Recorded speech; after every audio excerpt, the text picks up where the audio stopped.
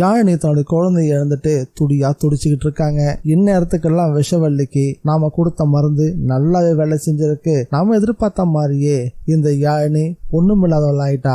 இதுக்கப்புறம் அவளை இந்த வீட்டை விட்டு துரத்துறது ரொம்ப சுலபம் அப்படின்னு கனவு கண்டுகிட்டு இருப்பா. கடவுள் மட்டும் நினைச்சிருந்தா யாழினிக்கு இப்படி ஒரு பிரச்சனை வராம காப்பாத்திருக்க முடியும். அந்த கடவுளும் ஏன் தான் இப்படி ஒரு சோதனைய தொடர்ந்து நல்லவங்களுக்கே கொடுத்துக்கிட்டு இருக்கான்றதுதான் புரியவே மாட்டேங்குது. யாழினியோட நிலைமையை நினைச்சு நீங்க வருத்தப்படுறீங்களா, விஷப்பலி நினைச்சு கோவப்படுறீங்களா இல்லையான்றத மறக்காம கமெண்ட்ல பதிவு பண்ணுங்க. வணக்கம் மக்களே, வெல்கம் டு TNVG ரிவ்யூ. நம்ம சேனலுக்கு நீங்க ஃபர்ஸ்ட் டைம் வந்திருக்கீங்கன்னா சப்ஸ்கிரைப் பட்டனை பிரஸ் பண்ணி நம்ம சேனலுக்கு சப்போர்ட் பண்ணுங்க. அப்படியே இந்த வீடியோக்கு ஒரு லைக்கையும் கொடுத்துருங்க. நம்ம ஹீரோயின் இனியா சொல்ல போற எந்த ஒரு விஷயமும் இளங்கோ காதுல ஏறவே ஏறாதுன்னு நினைக்கிறேன். எப்போ யாழினி உள்ள குத்துயிரும் கொலையரமா கிடக்கிறத பார்த்தாரோ அந்த நிமிஷமே இதுதான் நடந்திருக்கும் அப்படின்னு அவரு அனுமானிக்கவும் செஞ்சிருப்பாரு. இந்த விஷயத்த இனியா விளக்கமா எடுத்து சொல்லவும், ஏன் நீ யாழினி எவ்வளவு பலகீனமா இருக்கான்னு உங்களுக்கு நல்லாவே தெரியும். அப்படி தெரிஞ்சிருந்தோம் எதுக்காக நீங்க அவளை வீட்டை விட்டு வெளியே கூட்டிட்டு போனீங்க? சரி, வெளிதான் கூட்டிட்டு போனீங்கல்ல, கூட்டிட்டு போன மாதிரி பத்திரமா கொண்டு வந்து வீட்டுல விட்டுருக்கலாம்ல.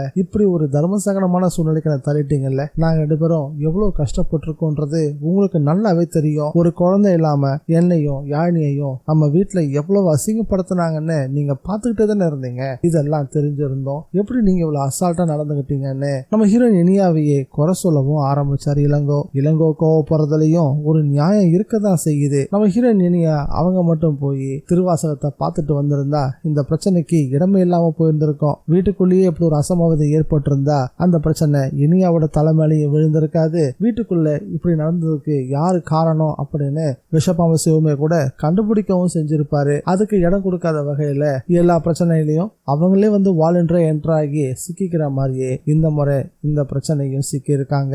அதான் இருந்தாலும் இனியாதான் கதையோட ஹீரோயின். அவங்களுக்கு சோதனைகள் வரலாம், ஆனா ஆளாளுக்கு இனியாவை குற்றம் சொல்லிக்கிட்டு இருக்கிறதும் அவங்களை ஏதோ குற்றவாளி மாதிரி நிக்க வச்சு கேள்வி கேட்கறதும் பாக்குறதுக்கு ரொம்பவே சங்கடத்தை கொடுத்துக்கிட்டு இருக்கு. அதுவும் வேறு பிரச்சனையா இருந்தா விஷயமே வேற. ஆனா யாழினியோட குழந்தை விஷயம் நினைக்கும் போதுதான் அது மனசுக்கு கொஞ்சம் சங்கடத்தை ஏற்படுத்துது. இளங்கோ தான் அப்படி பேசிட்டு இருக்காருன்னு பார்த்தா பின்னாடி விஷப்பாம்பசியம் வர போறாரு.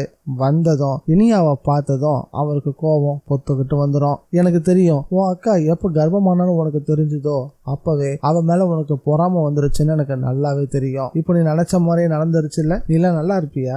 உன்னாலதான் ஒரு குழந்தை பெத்து கொடுக்க முடியல. அவ எவ்வளவு கஷ்டப்பட்டான்னு இங்க எல்லாருக்குமே தெரியும். கடைசியில அவளையும் ஒன்ன மாதிரியே மாத்திட்டல்ல அப்படின்னு ஏற்கனவே நொந்து போயிருக்கிற நம்ம ஹீரோயின் இனியாவை வார்த்தைகளால ரணப்படுத்த போறாரு விஷப்பாம்பு சிவம். எனக்கு என்னவோ அடுத்த எபிசோட்ல விஷப்பாம்பு சிவத்துக்கும் நம்ம ஹீரோ விக்ரமுக்கு இடையிலையோ அல்லது விக்ரமுக்கும் இளங்கோவுக்கு இடையிலையோ லேசான தள்ளுமுள்ளு ஏற்படவும் வாய்ப்பு இருக்குமோ அப்படின்னு தோணுது. இத பத்தி உங்களோட கருத்து என்னன்றத மறக்காம கமெண்ட்ல பதிவு பண்ணுங்க. யாழினி வேற இனியா கிட்ட ஒரு விஷயத்த பத்தி கேட்டிருக்காங்க. நம்ம ஹீரோயின் இனியா இந்த பிரச்சனை எல்லாத்தையும் பார்க்கும் போது யாழினி கேட்டது ரொம்ப பொருத்தமா தான் இருக்கு. பேசாம அவ கேட்ட வழியிலேயே அவளுக்கு உதவி செய்யலாமா அப்படின்னு யோசிக்க ஆரம்பிப்பாங்கன்னு நினைக்கிறேன். அதுக்கு நம்ம ஹீரோ விக்ரம் பச்சை கொடி காட்டுவாரா? இந்த வீடியோ பிடிச்சிருந்தா லைக் பண்ணுங்க, ஷேர் பண்ணுங்க. TNVG ரிவ்யூவை மறக்காம சப்ஸ்கிரைப் பண்ணி வச்சுக்கோங்க. மீண்டும் அடுத்த வீடியோல சந்திக்கலாம். Bye guys.